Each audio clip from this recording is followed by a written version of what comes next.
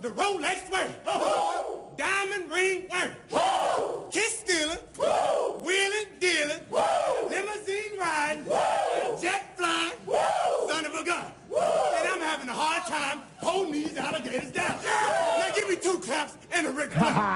Woo!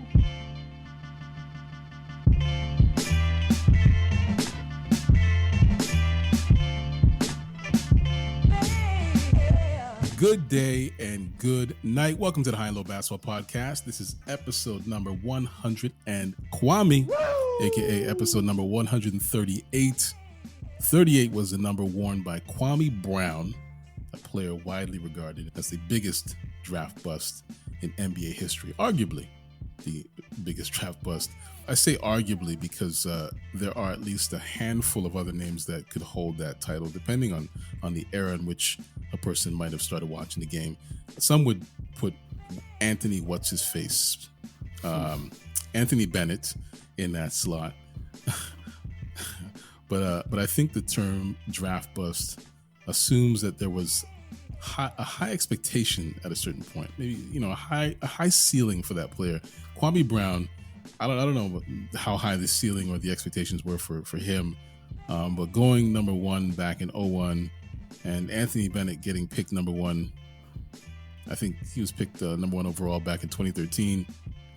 I don't know. Those were more puzzling than anything else. But Greg Oden would be a better example because no one really batted an eyelash when he was drafted ahead of Kevin Durant. I think he was looked upon as a lock at the time. But hey, that conversation is for another episode. We have a different topic or different topics to discuss on this one. My name is Ike Amaechi, and we have half a full house on this episode. I'm joined by the special guest, Stephen Leslie, Mitch Orsatti, aka Sir Mitch of House Orsatti. And around here, we live by a principle governed by the high and low lives of the world, which means we talk about basketball, especially and specifically the NBA. And we talk about it anytime, anywhere, north, south, east, west, high and low.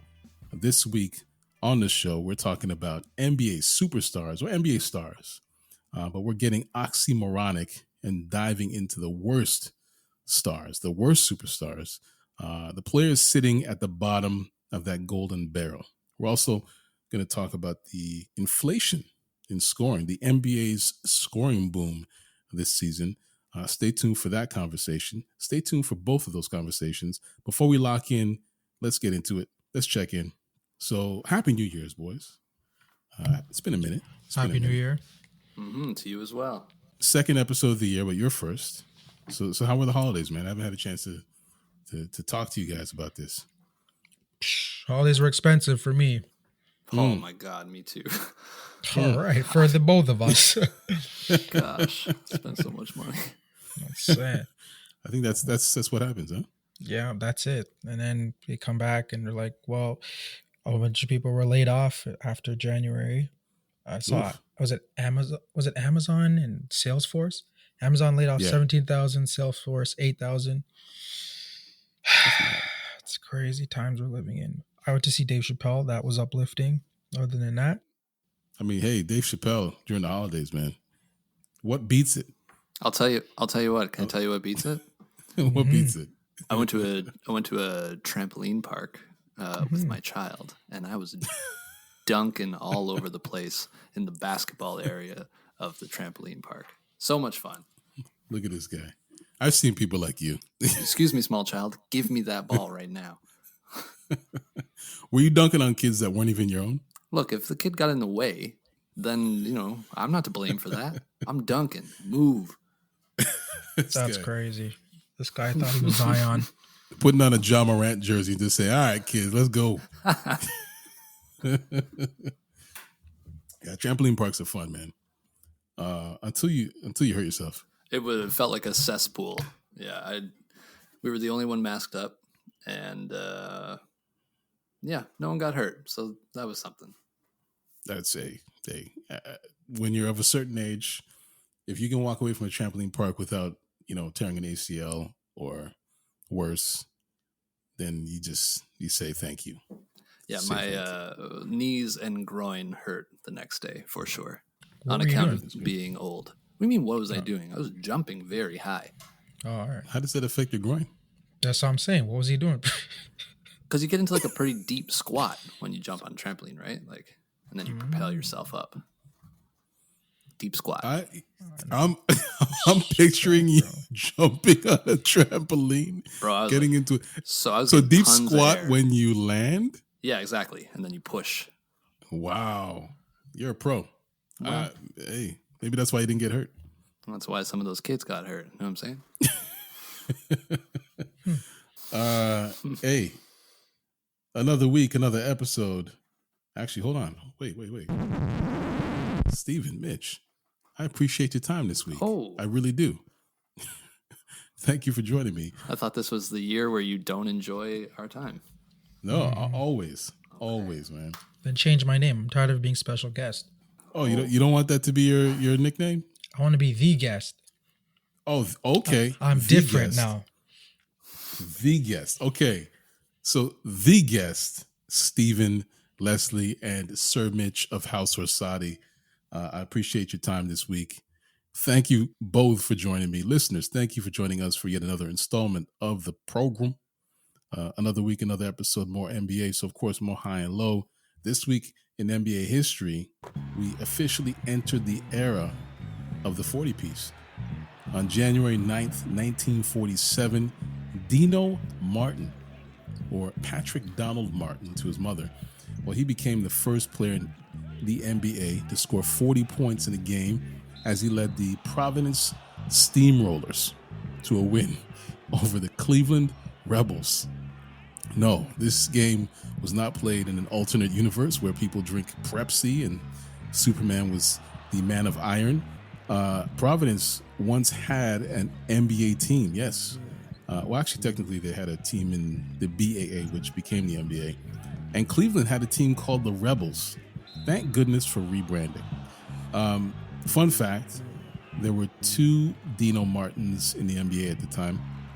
One Dino was James Donald Martin, who was a 6'7" big who played for the St. Louis Bombers. Never scored more than 14 points in a game. The other Dino was our 40-point guy in Providence, a 5'8", 160-pound soaking wet guard. 5'8"?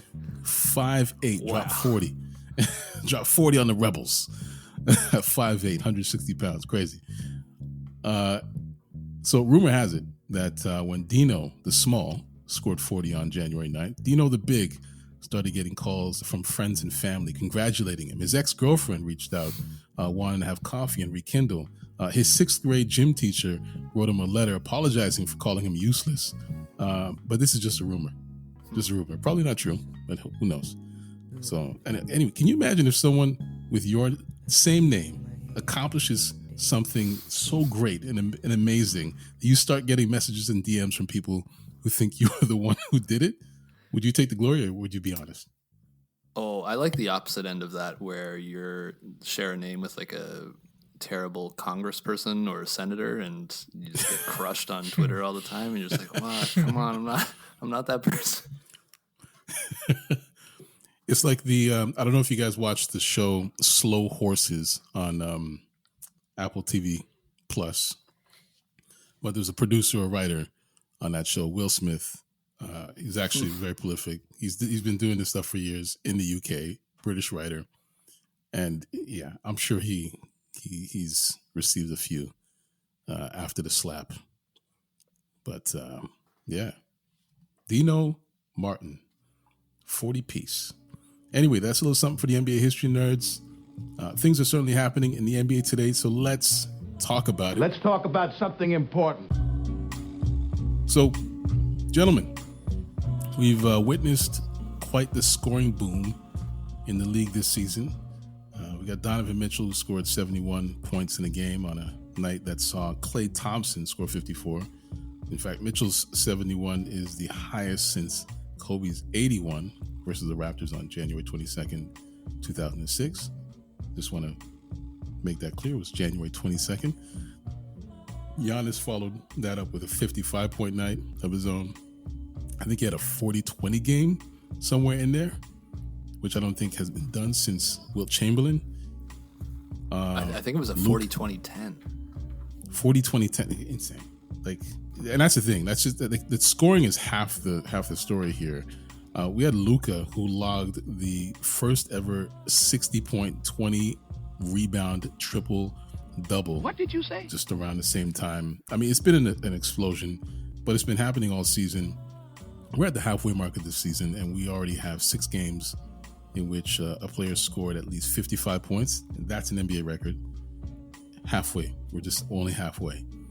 We've seen 14 players score at least 50 points in a game, and we saw 19 in all of last season. At the time of this recording, we had 5 players that are averaging 30 or more. And we got KD, Kevin Durant, averaging 29.9, followed by LeBron and Donovan Mitchell, averaging 29. We haven't seen more than 3 players averaging more than 30 in any single season since 1963. And the points are just, again, it's just a portion of the equation. But let's just focus on the scoring. It's been fun to watch. So which of this season's many incredible scoring performances impressed you the most? So, like, as you guys know, I like disrespect, so I'm not letting these guys off the hook. And the performance that impressed me the most was Jordan Poole with 32 points and getting ejected with 9 minutes left on Christmas Day. And that's because Memphis Grizzlies talked so much crap in this offseason. You had Ja with Twitter fingers on Twitter. Dylan Brooks jumped in saying he wants to strap up Clay. And then, as Kendrick Perkins said, Dylan Brooks came to a gunfight with a damn spoon. You guys got disrespected on Christmas Day. Steph Curry didn't even play. Andrew Wiggins didn't play. And they got destroyed. It was always like a 10 to 15 point game. And you're telling me that Poole, who's like their bench guy, I guess, who's now inserted in the starting lineup, is eating you guys and you guys can't stop him. Even Clay chucked in too. But it was good to see. And I just like that they shoved it to them on the national stage because they begged for this matchup. They wanted this. We're going to be on your house Christmas Day. Bet. This and that. Liar! Man, it was a pool party. And bro, I thoroughly enjoyed it. Just sitting back, had sorrow, if you guys know what that is, and just laughed. Like, look at these clowns. And even before the game, you had Ja talking to I forgot her name. Oh yeah, that's is it right. Brooks? There was nobody in the West, right? In the West that he fears. Man, you say that and all that offseason stuff, and then you guys get stomped. And even Draymond put out a good performance too, because he had like double and rebounds and assists and just played defense. While you guys are in foul trouble, your best big's out, and Ja's just doing his Ja thing. So I'm not saying it's selfish, but he did his Ja thing. Well, I took a similar tack, Stephen. That's why I thought we would have the same one, but we have different ones. But before we get to that, this scoring outburst is crazy. So impressive. So many dominant performances. And I wanted to ask both of you, do you have an idea of what one of the biggest driving factors might be in why we're seeing so many of these? Me personally, some of the scoring that I'm seeing, I'm looking at the opponents, and I'm like, yo, they're doing it against weaker opponents. So like, I think Luka, when he did his against the Knicks, I'm like, is this a thing you said beforehand? Hey guys, I'm gonna go out and try my hardest, and I want to get like a good stat line. Because then when I saw him Pascal against had 52 against the Knicks too, right? Like when I saw him against like Boston, they got whooped, and he didn't put none of those numbers up. So I'm like, I don't know, but it is happening. But me personally, I like to see those kind of performances against each other. You know, when we used to see that back in the day, where like LeBron versus Melo, Kobe versus LeBron, and they're going at it, and those numbers are crazy. The biggest factor in all of this is that offenses are just so good right now. Like from schemes to players to the rules that we've got right now. Like I think eliminating the clear path, instituting that it's a clear path foul right away. There's no more take foul. Like now there's tons of transition buckets. Like offenses are just elite. Elite defenses are like the best defense in the league holds teams to 109. 109. Yeah. Like that's crazy. Insane. That's the best defense in the league is holding someone to 109. It's just too good. Anyways, I just wanted to get through that. My pick, I want to first mention some that I'm going to eliminate and why. So Donovan Mitchell is out and Luka is out because both those guys went to OT. So that's extra time. Why? They're gone. Begging. That's gone. They're gone. That's too much extra time. Embiid's 58 points out. He babied his way to 25 free throw trips. Gone. Oh no! Come on. That leaves three in my books. Booker with 58, Giannis and AD with 55. So to your point, Steven, Giannis and AD got their 55 against Washington. Trash. They're out. Book had 58 against the Pelicans in the heat of that Pelicans rivalry. And that is why, for me, same as you, the disrespect. He did it. He only got to the line 15 times, and he dropped 58. That's the one for me. Against the Pelicans. I will say, yeah. Because Zion did dunk and then got them all heated. Yeah, that was the game next. That was the next game. Yeah. They got disrespected in their books, and then Book came out, and they won that game too. Well, Sean would be upset because you didn't say Luka. He has Luka all in his mouth. Luka's was impressive, and then he did that silly little hand dance, which I was like, minus points. Luka's begging. Whoa, I don't know what he's begging for though. So I was just gonna say, for what? I don't know. Like, does he want MVP? I'm like, it's not gonna work. You ain't gonna get it. So I don't know. He might, according to Basketball Reference, he's second right now in MVP. Yeah, but the serious matchups, this team getting destroyed, and then I think they're trying to trade Woods because they can't give him a contract. So they should not. He's their second best player. Yeah, they can't agree on a contract. So we'll see what happens to their roster. The second half. That of guy's the season. weird. I don't understand him. His whole career has been so strange. Very strange guy. Lucas? He is their second best player, but yeah, he's. I don't know how much you're gonna get for him, because I think two of the teams that are in probably the best position to give Dallas anything of worth are teams that he's played for. Right. So Detroit and Houston. Yeah, exactly. So I don't know what they're gonna really get in return. Right. For Christian Wood. Well, they're not looking for draft picks. They want someone to help, right? They need help. Mm-hmm. That team stinks outside of Luka. How does Dallas find themselves in this position every year? Year in and year There's out? a trend. Every year. What's the trend in that year? Except once. It's Luka. Well, no, even when Dirk was. Yeah. They get lucky once. I think I said this when we were doing the song podcast. Okay. Scoring. Boom. Anyway, it feels like a good time to take a break. So when we come back, we're looking at the worst of the best. We'll be right back with more High and Low.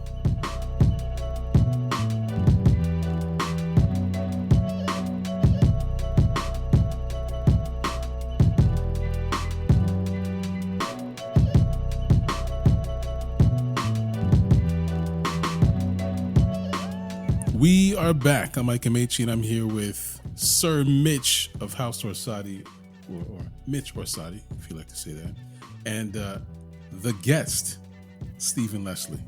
How's that, Stephen? Is that good? That sounds sick. Yes, the guest, Stephen Leslie. Have you guys watched the movie The Guest? No. With Dan Stevens? No. Oof, gotta watch that. I won't even spoil anything. It's a fun ride. It's a fun ride. Visceral ride, but fun. Anyway, we're talking about basketball, and so many of the great performances we've watched this season, as we were talking about in the last segment, well, they've been courtesy of players that could be or are certainly considered stars or superstars in this league. Players that consistently dazzle the crowd night in and night out. They put up great numbers more often than not. They're rewarded for their great play with accolades like all NBA selections and individual awards like the Jerry West Award, things like that. They propel their teams into the playoffs. They win, which is very important. The definition of a superstar can be considered subjective. Your opinion on the number of superstars in the league versus stars, that could be subjective. So for the purpose of this conversation, let's look at the top stars, the players that have made all NBA teams last year, of course, the guys who are performing at a high level this season, statistically. So feel free to refer to the ESPN rankings if you need to. But instead of focusing on the players at the top of this cadre of elite players, let's look at the bottom of that diamond-crested, platinum-plated barrel of super hoopers.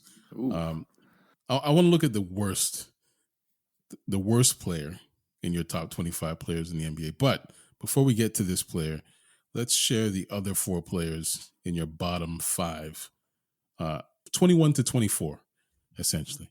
So who wants to go first?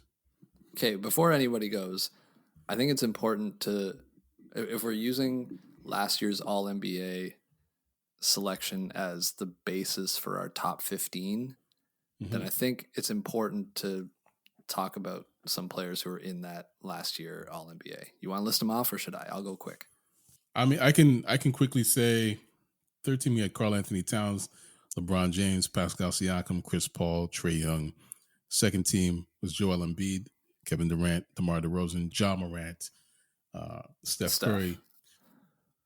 And then first team, we had Nikola Jokic, Giannis Antetokounmpo, Jason Tatum, Luka Doncic, and Devin Booker. I love Devin Booker, man. Wow. You better not be in anybody's bottom 5. No, definitely not. I would hope not. Jeez. So go ahead. Okay, so that's good. That's good to know. So, Steven, you mind if I jump in here? No, go ahead, because I only got 4. Okay, good. So you said 25. That's 15 at our top. So I want to round out my top 10 or my bottom 10, I suppose. But these guys aren't necessarily in the bottom. They just weren't all NBA players last year, and I feel like they're top players this year. So nice. in no particular order: Zion, Donovan Mitchell, Jimmy Butler, Shai Gilgeous-Alexander, Tyrese Halliburton, Damian Lillard, Paul George, Jaylen Brown, James Harden, and Domantas Sabonis is my bottom 10. With Domantas Sabonis. I'll get into that a little bit later, but I want to throw out an honorable mention here, one that I didn't think that I would ever be doing, but honorable mention to Anthony Davis, who has played more games than Harden at this point and been better than Harden to this point. Mm-hmm. But he might miss the rest of the year. Who knows? He's going to miss a ton more games. And, if it weren't for the injuries, the story of his career, he'd be in my top 10. But you just can't be if you play 25 to 35 games a year. Just can't. Same with Kawhi. He's not in my 25 for the same reason. Didn't he damage his ankle in midair? Yeah, it was it was the most non-contact injury possible. He didn't even make contact with the floor. Just like it didn't make any sense. Strangest thing I've ever seen. Not like zero. It makes no sense. The man just I've given up on him. He just stretched his leg a little bit. He's gonna miss a full year almost. I don't understand. Yeah. It's not funny, I guess, but at this point, it's comical that it's continues to go on. Anyways, I wanted to get that out of the way. Great list, though. Great list, by the way. Thank you.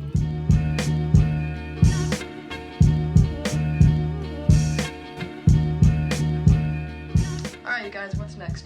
Starting with 21. Who's 21 on both of your lists? So this is the bottom 5 that I think make the 25, right? Bottom 5, yeah. Bottom 5, yeah.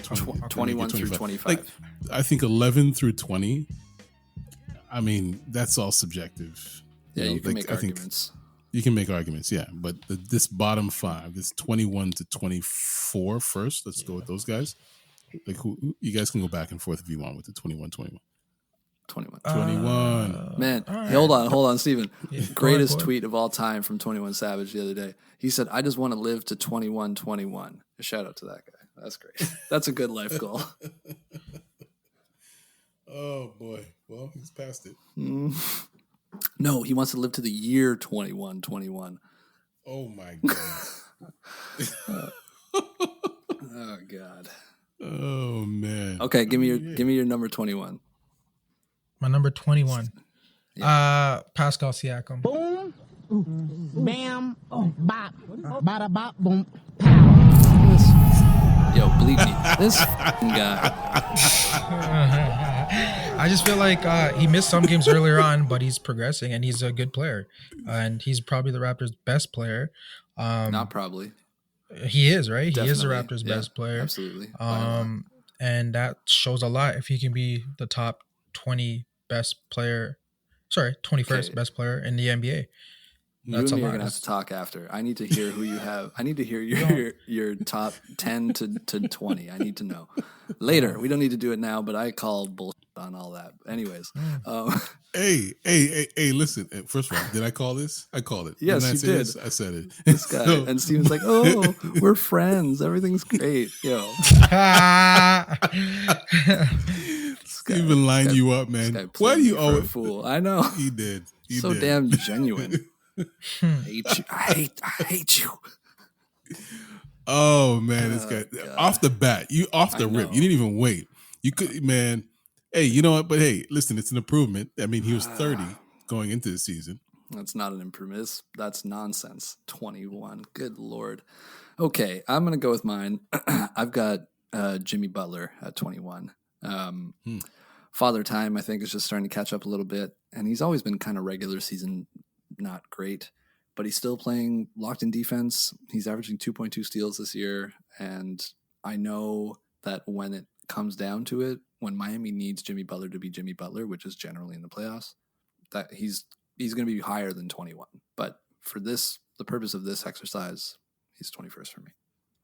Hey, and again, this is the bottom.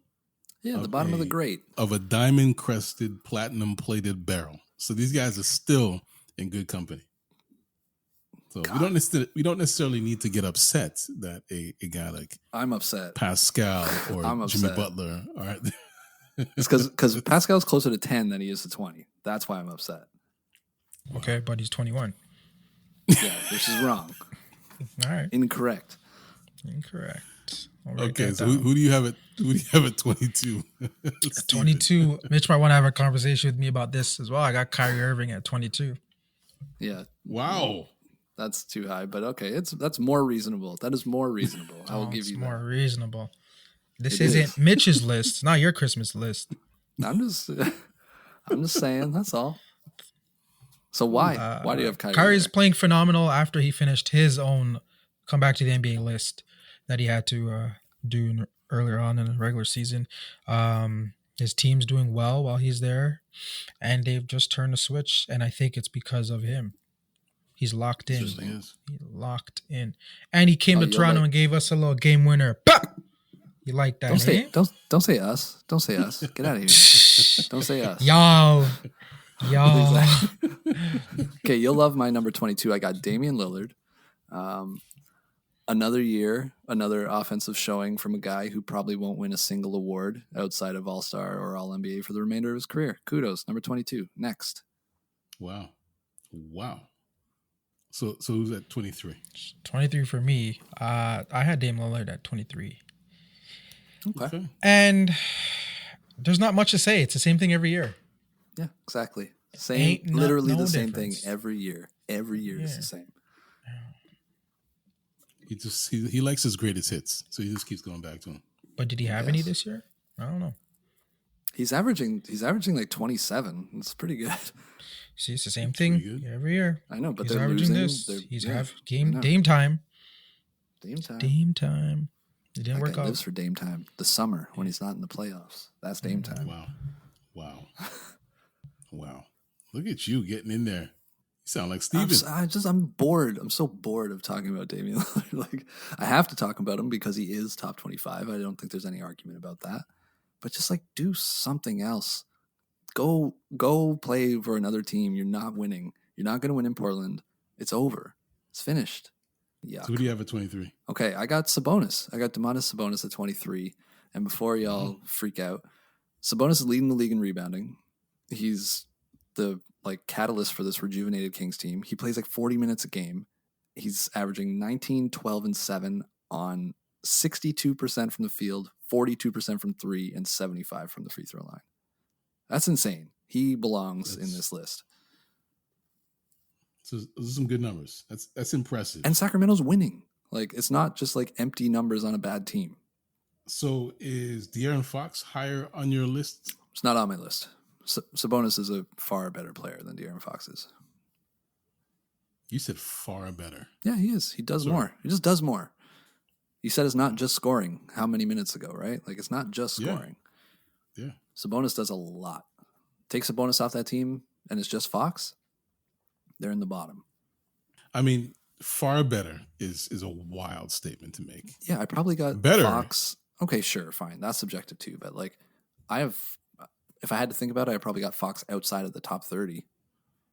Like, he's not in the next tier for me. Yeah, I'd probably have those guys in the top 30, maybe just slightly outside of the 30. But hey, it's your list. 23. 23. Okay, Steven, what do you got? 24. 24. This might be a little biased because I like this player. I was gonna go Jimmy too, but I said nah. I'm gonna go with Clay. The only thing with Clay is, I think like he's a meaningful piece to his team, and for sure. When we see the rest of the games, if he goes to like 82 games at the end of the season, his numbers are relatively the same as they've always been, except for shooting percentage. He's always been like a 20-point scorer. I said the highest was like 22. Right now he's at 20 and 3 and 2. So he's doing the same thing. He exploded recently with like a 54-point game. But I know some guys are out there like, getting more rebounds, assists, more points. But Clay's points they mean more for the goal of what his team is supposed to do and what they might accomplish. And I'm like, if he was top 10, 15 for the past how many years, I'm not going to kick him out the top 25. So he's still in over like a Jimmy, because like what Jimmy's numbers have been whatever, but what has that accomplished? Not the same thing that Clay accomplishes. So I'm not going to kick him out of the top 25. Wow. I got De'Aaron Fox higher than Klay Thompson, I'll tell you that. Yeah, I know you would. That's what I said. Like, his numbers might be better, but what is Sacramento? It's Sacramento. They're not doing better much. record than Golden State. But in the end, okay, for now. But when we go through playoffs and the rest of the season, I guarantee you, I don't want to say guarantee, but yeah, I'll guarantee it. Golden State Warriors are going to do better than the Sacramento Kings. And it's just meaningful points and his addition to that team. So I think that's an interesting way to look at it. Yeah, it's like I think from a pure, statistics outlook, Clay is definitely not a top 25 guy. But you're right. You take Clay off of there, the gravity that he brings, and like he is extremely important. I don't know if that's what this list is, but I can see your argument for sure. All right, you guys, what's next? Okay, so for my number 24, is that where we're at? 24? Yeah. Clay was your 24? Yes, sir. Okay, so here's where like I'm taking the previous All NBA players, and I'm not excluding them from this top 25 list. I got DeMar DeRozan at 24. I think one could argue that DeMar shouldn't be in the top 25 with how terrible Chicago is and how predictably bad he is on defense. But he's averaging like 27 on 50% shooting, and the guy like lives at the mid range, so he must be very, very good. And I don't know. I feel comfortable with him being anywhere from like 23 to 35. You can make any argument for DeRozan in any of those spots, but I'm comfortable keeping him at 24. Is DeMar really good though? Like, of course he is. I mean, all right. He probably has the best footwork of anybody since Kobe, I think. Yeah. He's just like offensively extremely talented.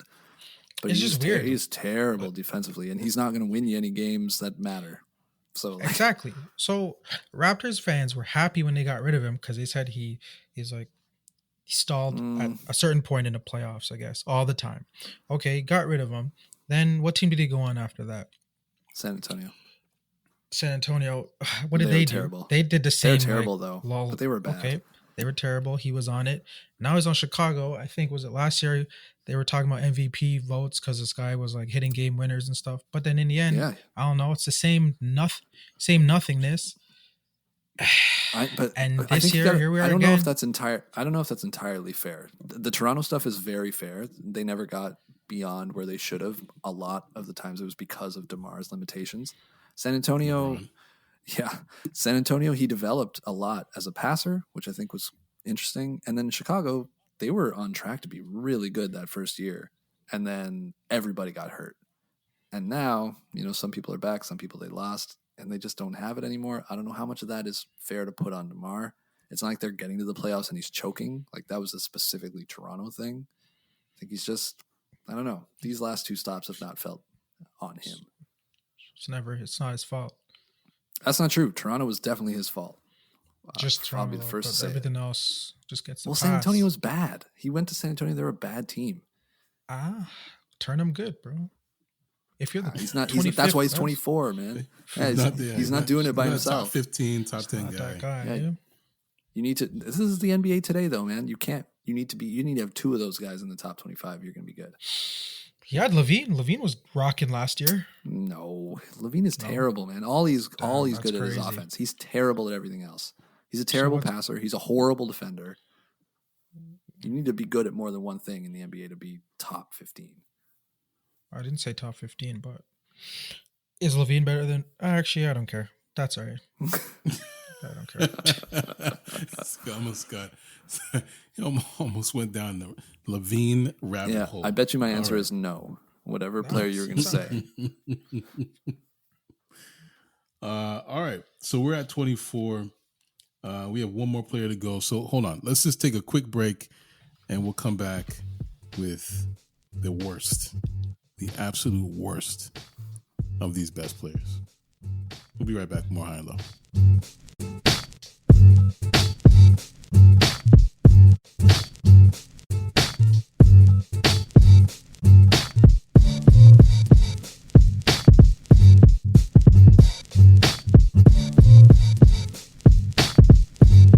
And we are back. Hey, man, we had a lively discussion during the break. Yes, we did. I mean, I wish we could just share that with the listeners. But hey, we're going to get into number 25, the worst of the best players. Let's start off with Steven, who is number 25 on your list. Who's the worst player? So, as I told you guys before, I kind of did it where I took away person who was 25 from last year, which is Kawhi Leonard. I don't think he's a top 25 NBA player anymore. I agree. I know he's come back from his injury and he doesn't play all the games, but even when he's playing, he's not that impactful. He's averaging 17, 6, and 3 right now. I think he's thinking about retirement. Like, I don't see why he needs to do more to elevate his game, pay more in the offseason to work with different guys. I think, he won enough rings. He was defensive minded before. He's not doing that anymore, man. He's just coasting. No. And just, real life is hitting him. So, yeah, Kawhi is who I would have taken away from the top 25 if I had him at the 25. What's his legacy if he retires next year? Better probably than if he kept doing this. I still think even if he, who was it that played when they were injury prone?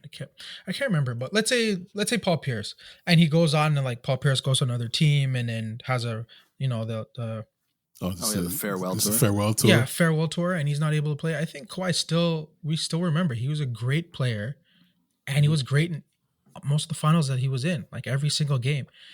Besides when he got hurt during like regular season or playoffs, that guy's great. So I don't see why it would tarnish his career, like how we think about him. It shouldn't. His name is the Claw. Like he has solid. Yeah, when you have a nickname, it's a wrap. You can't. Yeah, and an earned nickname too. Yeah, not a like I gave this to myself nickname. And you have a video where you check in and LeBron looking and shakes his head like, "Oh no!" Right? Like, man, that video plus the 4 bounce shot against the Sixers. Yeah, those are two like top tier NBA videos. Things. Yeah. He's what Dame wishes he was. Yeah. He's had an excellent career. You're right. He could hang it up tomorrow and everybody would love him, I think. But I think the longer this goes on, what is he doing it for? But maybe he's doing like you just said, maybe that was on the break. We were talking about AD, maybe just like saving him up for the playoffs, right? Mm-hmm. Mm-hmm. I mean, I think greatest example of mercenary basketball that we've ever seen. Oh man, absolutely. If Kawhi's out of your 25, who's your 25th? Jimmy Butler. Sadly, Jimmy Butler. I mean, yeah, he deserves to be in the top 25. Yeah, it's sadly because I have beef with the whole Heat squad. Because they lied to me. They told me, and Sean told me the same thing, that if Bam Adebayo wasn't hurt in the bubble, they would have beaten us. And I've been waiting for them to show me this stuff, and I haven't seen nothing the past 2 years. So yeah, Jimmy can be. So Sean lied to you. Sean and Jimmy Butler, Coffee Jimmy, whatever his name was. Now what is he? Dreadlocks Jimmy? I don't know what his name is. Talking about, I wouldn't be able to stay in this league if it wasn't for learning from LeBron's body regimen. Yeah. Bro, stay in this league. Come on. Hey, He's bare. I've said everything I need to say about Udonis Haslem. the funniest thing about Udonis Haslem is the Heat recently went to his high school where they retired his jersey. They looked, I think it was Butler and I can't remember the player, but they looked up and they saw the last time his high school won like a state championship. It was like and 1946 or something. or The something. 30s and the 40s. I was like, what is this? You didn't win a state championship here? Jimmy Butler posts on IG. He's like, "Oh, congratulations on the high school championship. You must have done real well that year," or something like that. Oh man. Okay, Butler's a good pick. Udonis Haslem is a Florida man, so hey, that says enough. But yeah, Butler, good pick. Okay, if I went about this the same way you did, Steven, I might have had a different answer here. But because I went about keeping the original 15 All-NBA guys from last year, my number 25, who I don't really think should be in the top 25 on this list, is CP3. He's just washed. That's just it. He's just washed. He's old. He's done. He's cooked. A couple other guys, like I might have had Ant here or Lauri Markkanen or someone else. I would have had someone else here. Maybe even Kyrie. Probably not, but I like Kyrie for 25th. Yeah, it's in the ballpark. Yeah, CP3 to me has been washing, I guess, for the past 2 seasons. He was All NBA last year. Yeah, because literally last year it was All NBA. This year it just fell off a cliff. Paul.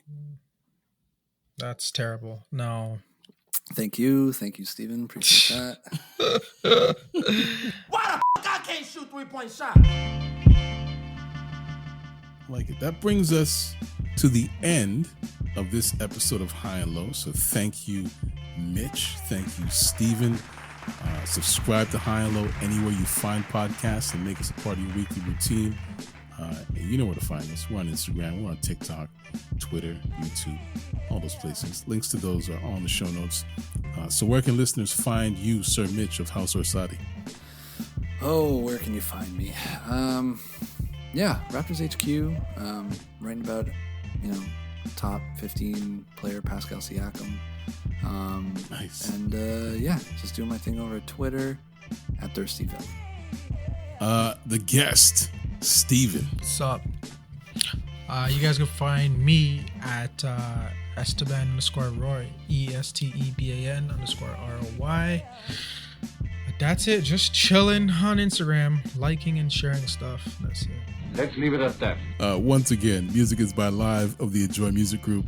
You can find Live not on TikTok, but you can find them on Twitter and on Instagram at LYVE. Additional music is by Sonny Rockwell of The Goodness, who you can find on TikTok, actually. No, I'm just kidding. You can't find the guy anywhere.